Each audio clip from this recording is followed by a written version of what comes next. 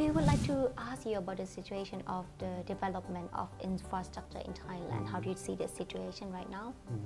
In fact, compared with other Greater Mekong regions, Thailand is quite advanced in terms of infrastructure development. But of course, the country can do more in order to advance its economy to a development stage. So I think that is why the government initiate infrastructure investment idea in order to drive the economic growth. So from my viewpoint, that I think just like ADB publish the documentation about meeting the infrastructure need in Asia, that in Thailand we have still much more to do in order to develop the infrastructure development in the country. Okay, you're saying that the Thailand infrastructure development is more advanced than quite a few countries in Asia, but which type of infrastructure of Thailand seems like tend to do well? In fact, in terms of the infrastructure development, power sector is very good in Thailand. Transport is also not too bad, but of course we can do more in order to improve the overall connectivity and urban transport, air transport, railway, and even road. And so far, if you ask my view, I think power is doing very good.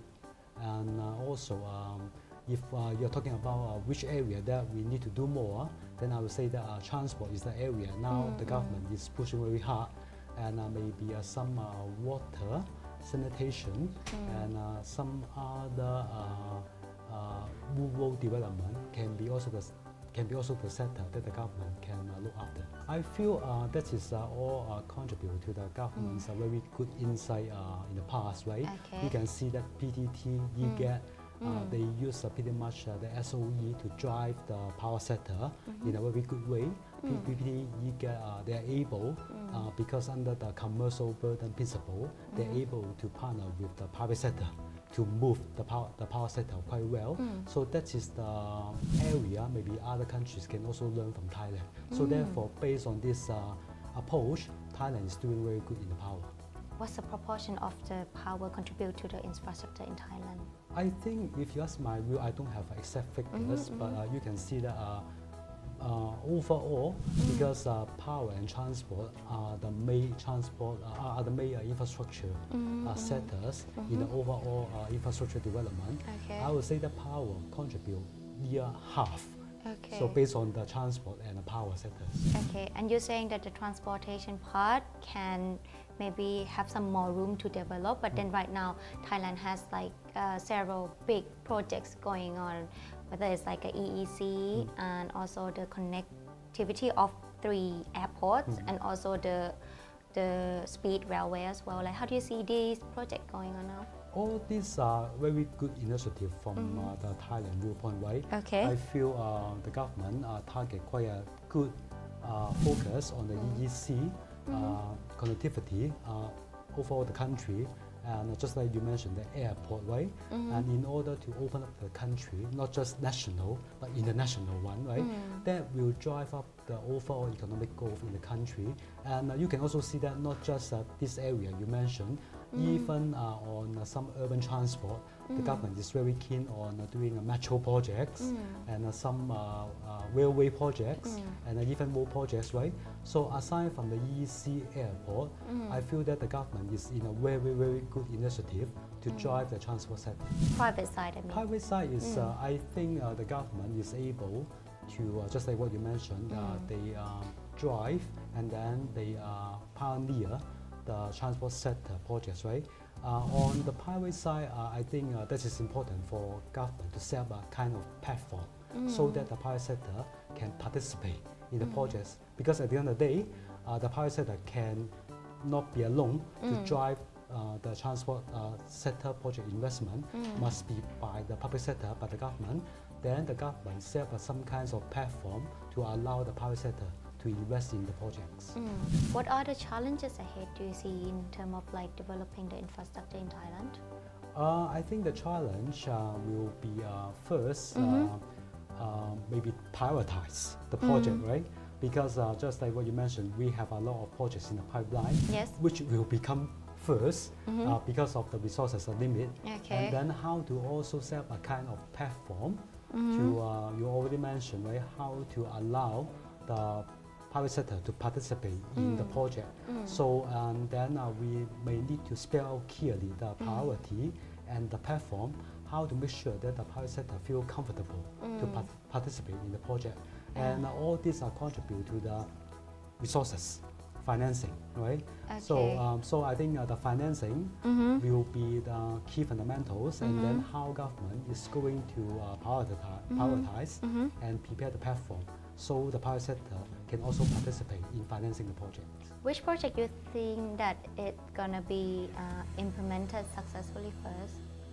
I feel that just based on my information, right, Okay. I can see that the government is very keen on the, say, overall connectivity, like the high-speed rail, EEC, and the airport.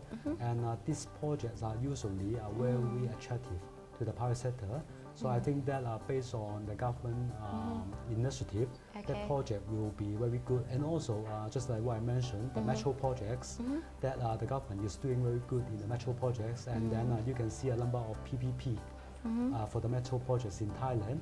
It's already award the concession, award the contracts, and that is already on the drawing board. And not just on the drawing board, they will start soon, right? So you can see that those projects are quite well prepared and start soon. Okay. One of the challenges that you mentioned is the financing of the project, because of course there are a lot of projects in the pipeline, and then we have to kind of prioritize which project to be funded first. So in ADB point of view, like, could you please give us like a suggestion, like how would be like the best or good way for Thailand to fund for the project? I think first thing first, right? I'm happy to share my idea, right? And for some transport infrastructure projects, right, that will yield overall benefit to the society, I'm sure that government should prioritize this project, right? Because that will provide overall benefits to the society and then drive the economic growth. But when we consider the things, right, we also need to consider whether the private sector are interested in investing and participate in those projects.